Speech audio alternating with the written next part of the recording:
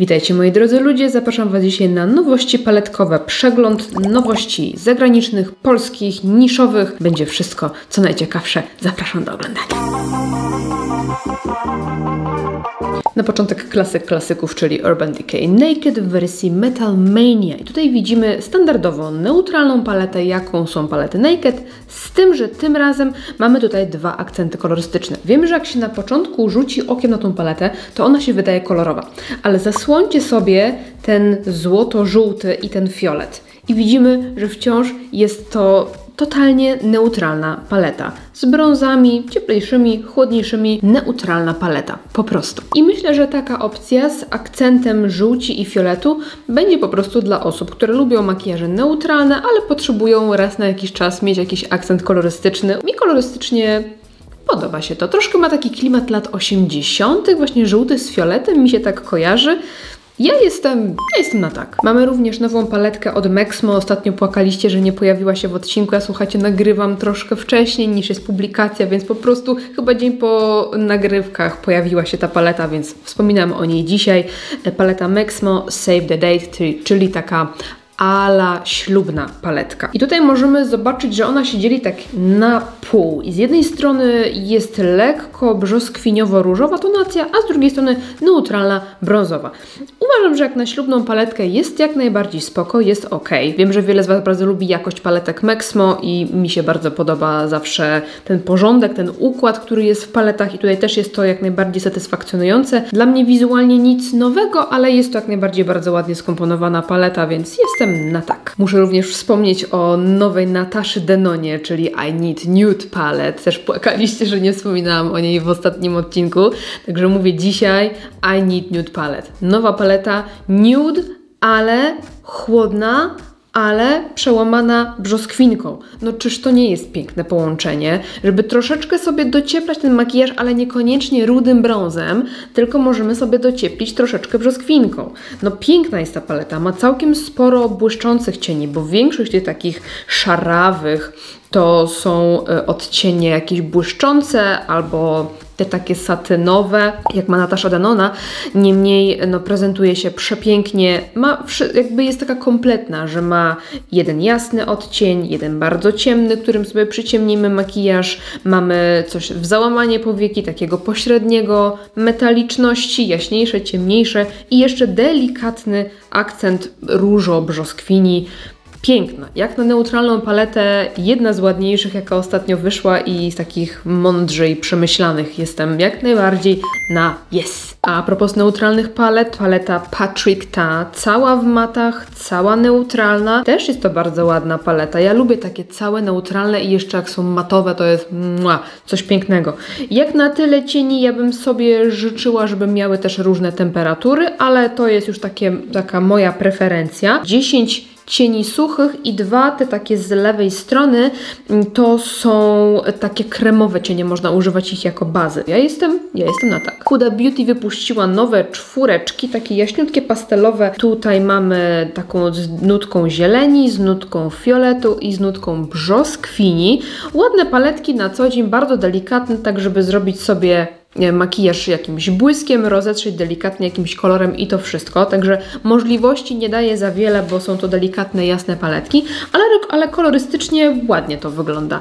Mi chyba najbardziej podoba się ta brzoskwinkowa albo zielona. W sumie ta zielona jest całkiem fajna. Jestem na I don't know. Znudziły Was neutralne palety? Za szybko, bo mamy tutaj jeszcze propozycję od The Balm i Mr. Nude New York Palette. Paleta ponownie neutralna. I powiem Wam, że ta mi się naprawdę podoba, jeżeli już mówimy o neutralnych paletach, bo właśnie widzę różne podtony. I ja już jestem zadowolona.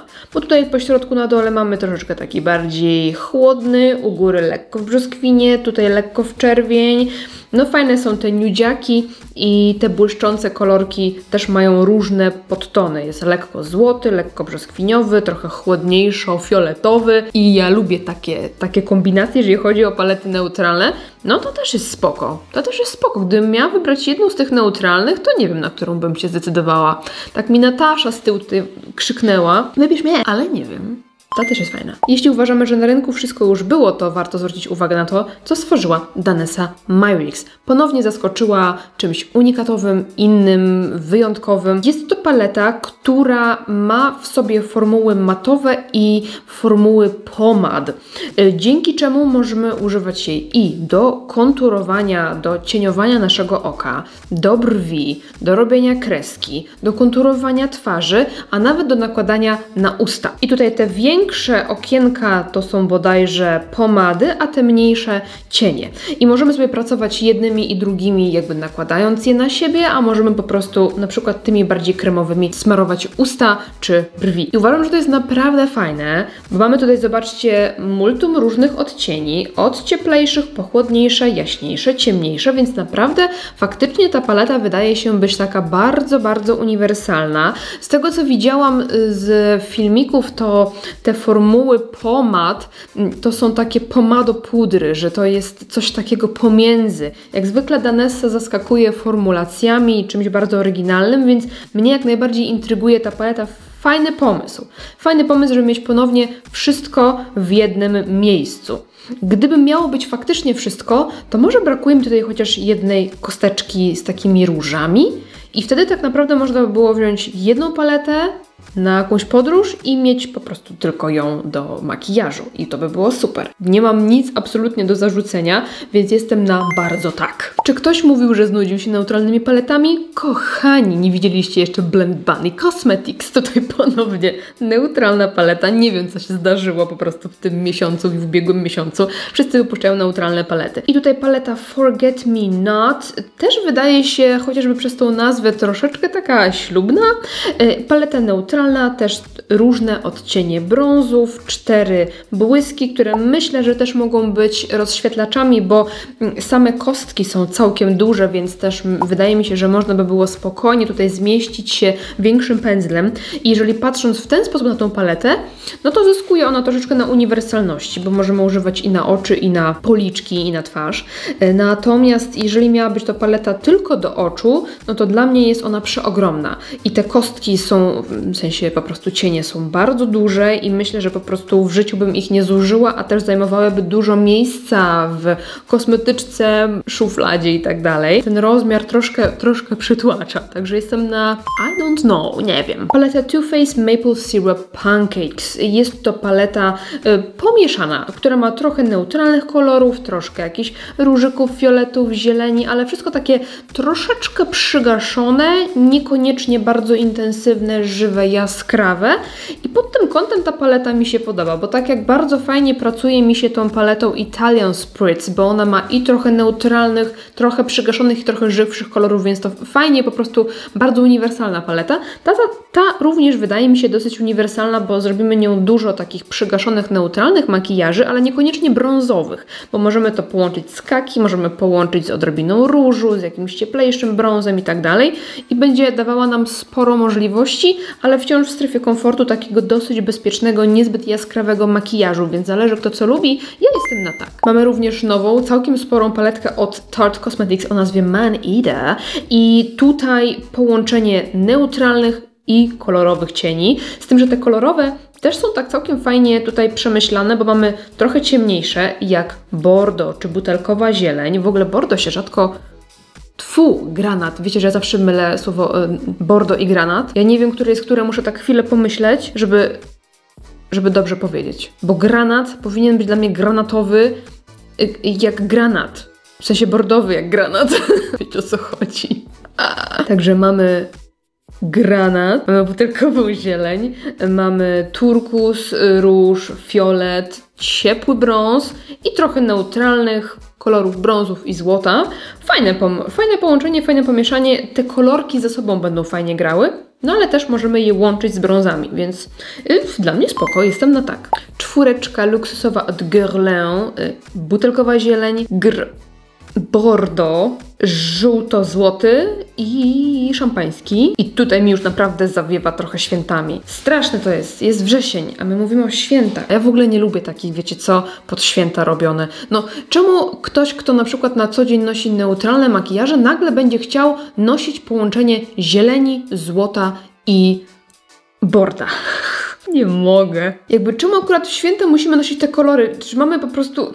To jest dla mnie takie banalne, wiecie co, żeby nosić w tym czasie kolory choinki i świętego Mikołaja. No błagam, no po prostu bardziej kiczowa to się już nie da, nie? I po Guerlain spodziewałabym się czego innego. Aczkolwiek ta zieleń i ten granat wyglądają całkiem ładnie ze sobą. Ale ja nie lubię takich oczywistych oczywistości. I tak już pewnie wszyscy czekamy na to, jak wyjdą halloweenowe paletki i będzie w nich zieleń, będzie w nich pomarańcz taki jak dynia i będzie w nich fiolet, nie? Po prostu bardziej banalnie się nie da. A jeżeli mówimy o niebanalnych rzeczach, to zapraszam Was do świata Nomad Cosmetics i ponownie mega interesująca paleta. Ostatnio była taka w klimatach safari, ale też pięknie skomponowana, a tutaj mamy Gold and Grit. Paleta odkrywców, ale słuchajcie, piękne ma te odcienie i te podtony. Zwróćcie uwagę na te podtony. Pierwszy rządek, złoto, brzoskwinka, różo, brązik, brązy i później u góry, zobaczcie, taka lekka miętka, szałwia, coś takiego. Później obok niej znowuż taki szarawo-zielony, taki trochę szałwiowy, trochę jakiś taki nie wiadomo jaki. Potem kolejny rządek, takie fajne zielenie cytrynowo-limonkowe, trochę przygniłe. I ponownie na końcu ciekawe, mega ciekawe zielenie. Tu jeszcze mam jakieś sreberko, tutaj jakiś taki granat, trochę różu. Mega fajnie to wygląda, naprawdę mega ciekawa paleta, kolory przytłumione, ale w bardzo fajnych podtonach, takich nieoczywistych, oryginalnych i te podtony tutaj sprawiają, że jestem na bardzo tak. Jeżeli i tak jesteście fankami neutralnych palet, to mam jeszcze dla Was paletę od Kosas. Undressed. Paleta neutralna z matami i chyba jednym błyskiem, tutaj po prawej stronie u góry. I don't know. Ta porywa mnie najmniej. Mamy duże kostki, a cieni jest 2, 4, 8. Więc w sumie nie daje nam dużo możliwości. Wolałabym, żeby były 2 razy mniejsze te kostki, żeby na przykład odcienie były inne. Jeżeli ktoś oczywiście lubi totalnie bezpieczne, neutralne makijaże, to może być spoko.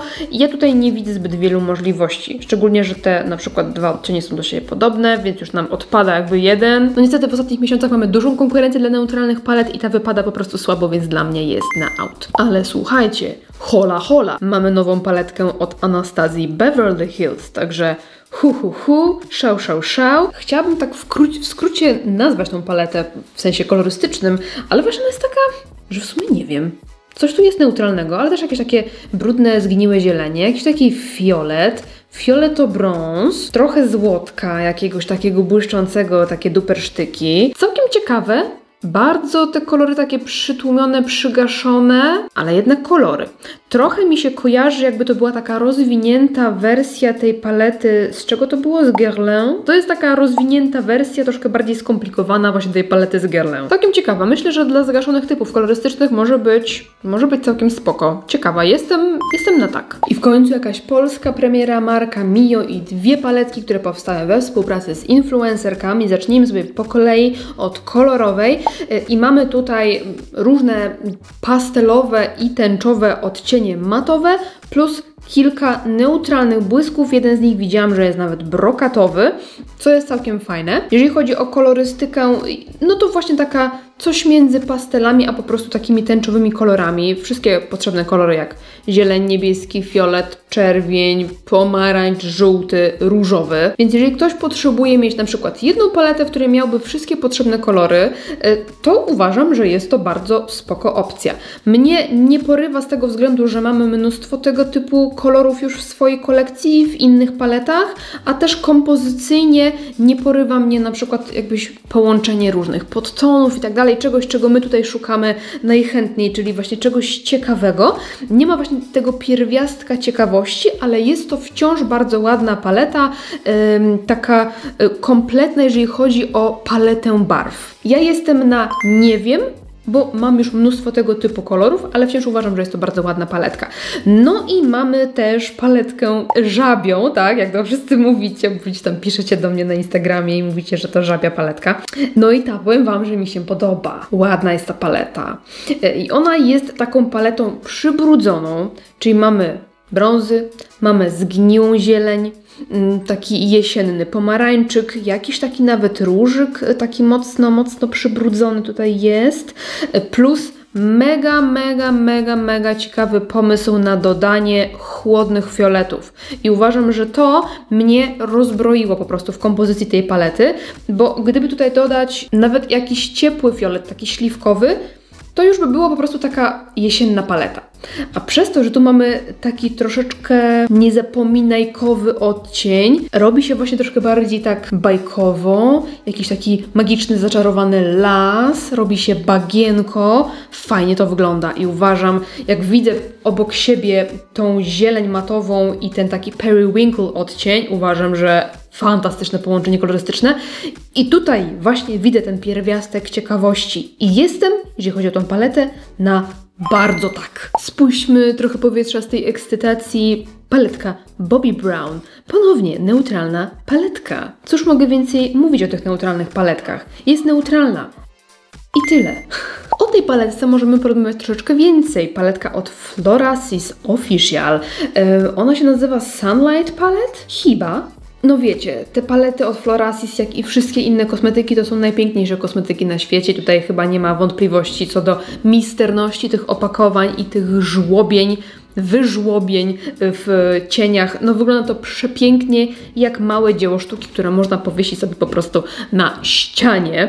Ale kolorystycznie też bardzo mi się podoba. Brązy, dodatek zieleni, dodatek niebieskości, fioleto, róży i czegoś takiego ciepłego, złoto-pomarańczowego. Uważam, że wygląda przepięknie i będzie dawała również sporo możliwości, bo możemy zrobić sobie neutralny makijaż, monokolorystyczny, łączyć różne kolory i już mamy dużo opcji, ale one są wciąż takie, wydaje mi się, bardziej użytkowe, chociażby z tego względu, że te najżywsze kolory wypadają w metalicznych wykończeniach, więc one są zwykle bardziej wybaczalne, jeżeli nawet na co dzień nie stosujemy kolorowych makijaży, bo możemy na przykład zwykłą brązową kredkę delikatnie rozetrzeć sobie na przykład metaliczną zielenią czy niebieskim i już jest coś tam, jakiś fajny akcencik. No ładnie to wygląda, jestem na tak, jak najbardziej. No i a propos Spooky Season, mamy paletkę od Colourpop Beware. I tutaj jest moje małe zaskoczenie i duma i szczęście, bo jest to paletka teoretycznie halloweenowa,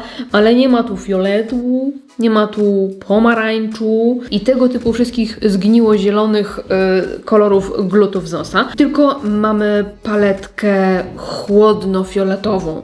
Mamy szarości, mamy chłodne brązy i takie fioleto, róże bardzo brudne, bardzo przygaszone. Więc fajna paletka dla osób, które lubią właśnie takie chłodniejsze klimaty. Dla mnie mogła być troszeczkę bardziej różnorodna, jeżeli chodzi o jasność i ciemność tych odcieni, bo te jasne wypadają na bardzo podobnym poziomie. Ale oprócz tego uważam, że jest mega ciekawa i wydaje mi się, że tu jest nawet jakiś multichromek albo duochromek. W każdym razie jestem na tak z tego względu, że jest to coś bardziej oryginalnego właśnie na Spooky Season. No i ładnie wygląda, po prostu. Ładnie wygląda, jak się na to patrzy, to widzi się, o ładne. I kochani, to była już ostatnia paletka, którą wynalazłam w internetach, aby ją Wam przedstawić. Piszcie mi, które z tych premier podobały się Wam najbardziej, które Was najbardziej zinteresowały. Jeżeli pojawi się jakaś premiera, koniecznie piszcie do mnie, żebym nie przegapiła i żebym mogła opowiedzieć o niej w następnym odcinku. Jeżeli nie chcecie go przegapić, zachęcam do subskrypcji i dziękuję Wam serdecznie za oglądanie. Dzięki, trzymajcie się, pa pa!